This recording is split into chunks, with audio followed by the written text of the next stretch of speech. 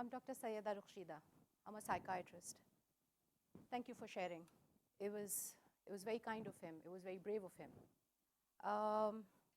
It's always a challenge because I'm not here talking about interesting things that people want to talk about, gory details of flesh-eating bacteria, or fascinating bionic arms for a kid with an amputated arm, or a chair that could actually make somebody who's on his bed since day one walk around.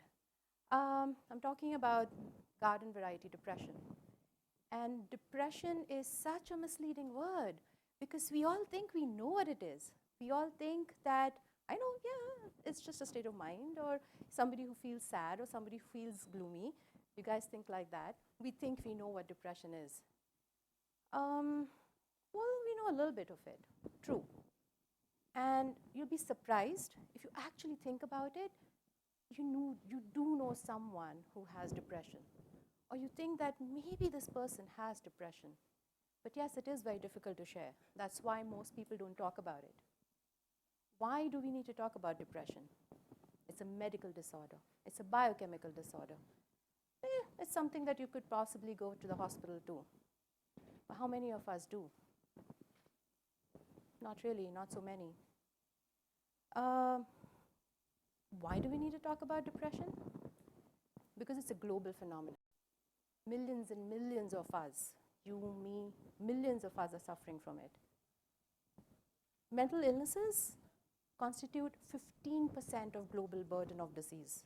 I'm at risk, you're at risk. My mom's at risk, my neighbor's at risk, my child's at risk. People I work with is at risk. 20%. 15% of us, 15% of us right now in this room have depression. But it's not all bad. Every day, every single day, we're getting information more and more about what depression is. It's more definable, it's more recognizable because we are talking about it more than we ever did in the past. So that's a good thing. But still, you know, antidepressants being like the largest number of prescription drugs prescribed, any medicine prescribed in the world history, antidepressants now is one of the leading prescriptions in the world from time immemorial. More than malaria, more than cancer, more than anything out there. Depression continues to be a source of shame because it's a weakness of the will.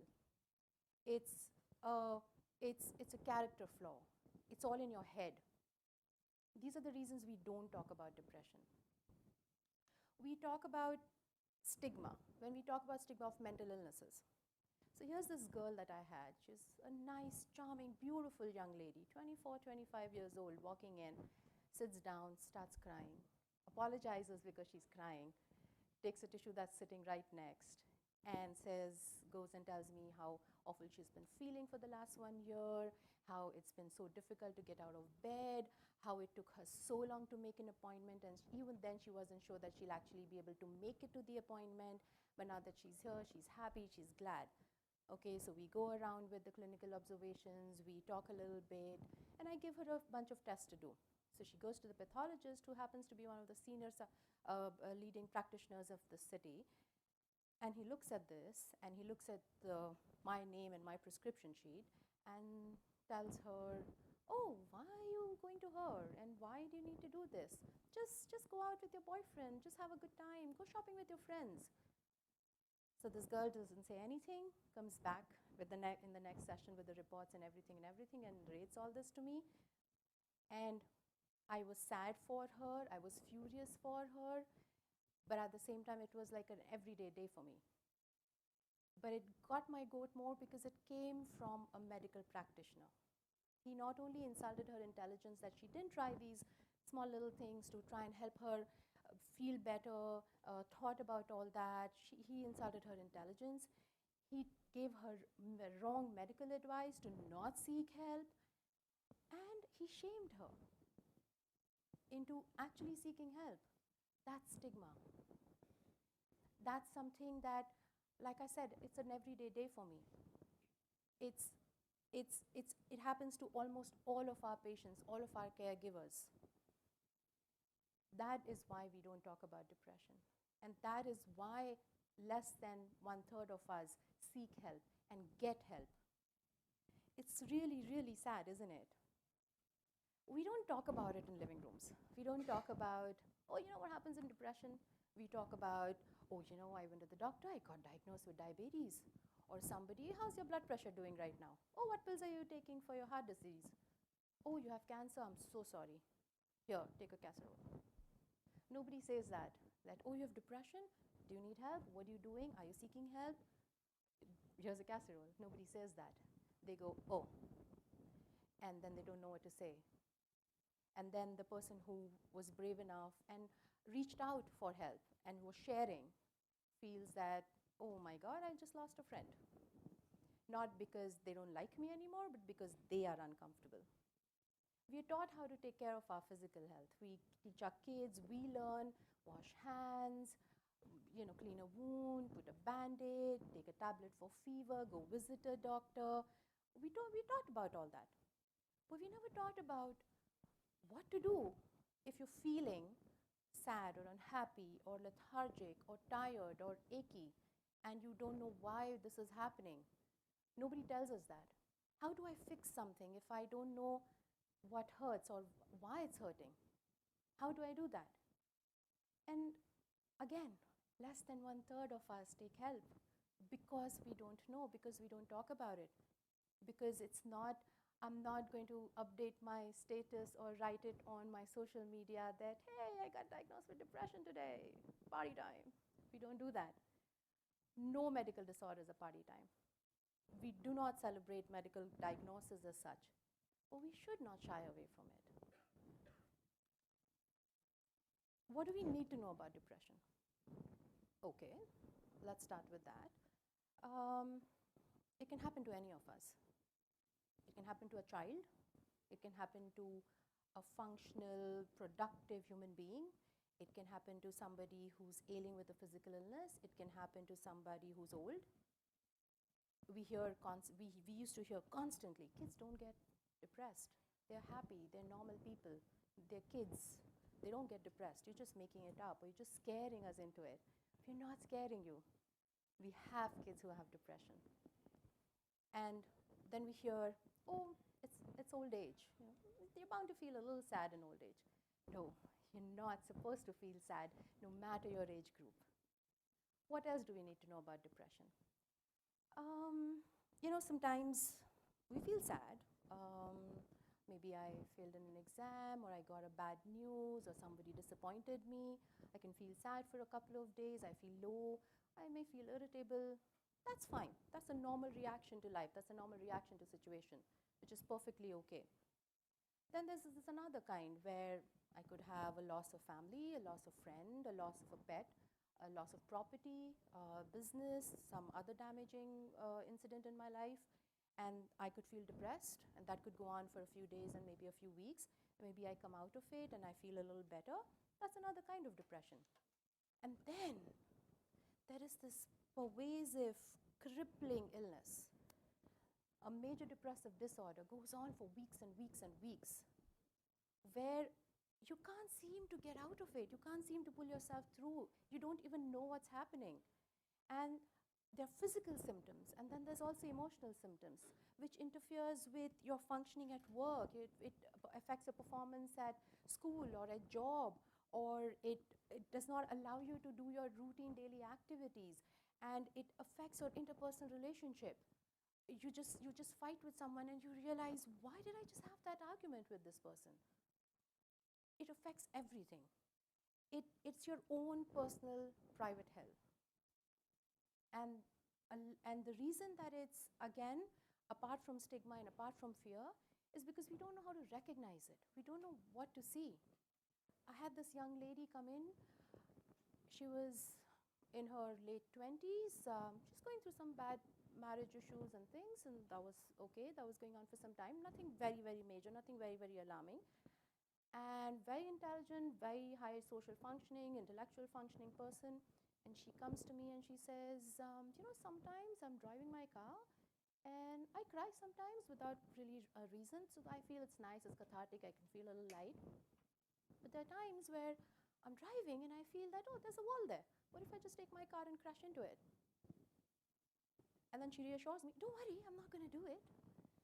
But I just thought that, is that normal? Is that okay? When I feel a little sad or when I feel a little upset to do that? And it took her a year to finally even ask that question to herself. That is that okay to feel, or is that okay to think? Is that a symptom? That's why we need to talk about depression. Because it's not a fever that we can measure. It's not a cough that everybody else can hear. It's not a pain that does not go away. It's everything and all of it, and it's nothing.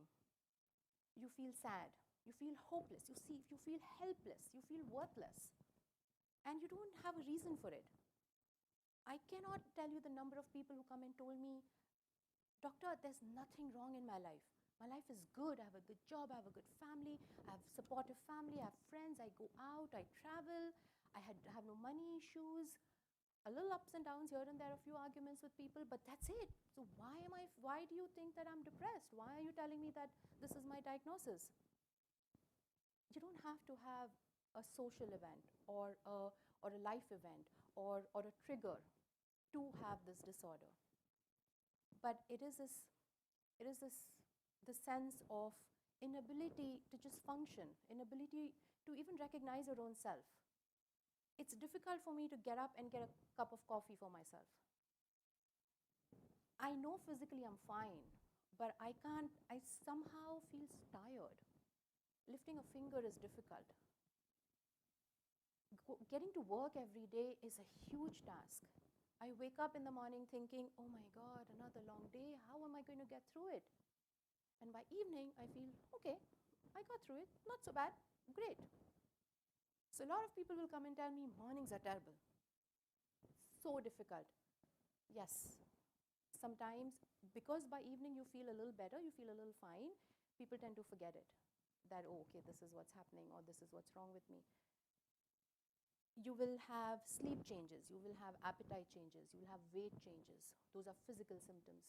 You will have indigestion, you will have aches and pains. Little kids not going to school because some day it's a stomach ache and some days it's a headache. And the parents are worried and taking them from one pediatrician to the other. Then they are down to saying that natak kar raha hai, this is all in your head, and you're just making it up because you don't want to study, or you're just making it up because you want to just irritate me and annoy me. I have to go to work. If you don't go to school, I can't leave you behind. There's no all daycare. You must go to school. And a pediatrician is trying to figure out why the child has headache and why the child has tummy ache. But unfortunately, they don't think that it could be a symptom of depression. The child is irritable. Yes, the child is physically unwell, so naturally the child is going to be irritable. Child is not studying well, behavior issues. But at least in our country, when the grades start falling, that's when the parents get upset and that's when they reach out for help. We're okay with it. We'll take whatever it is. We'll take any excuse that brings you to the counselor, that brings you to a psychiatrist, that brings you to a mental health professional. It affects your concentration. It affects your ability to process information. It affects your your everyday thinking, your waking, sleeping patterns. It affects everything. Then you start thinking, maybe maybe a drink will help. Maybe 2 drinks will help. Oh, if I don't drink, I don't sleep that peaceful sleep, because when I'm sleeping, my head is just going on and on and on. So maybe just 1 shot. And then the 1 shot is not enough.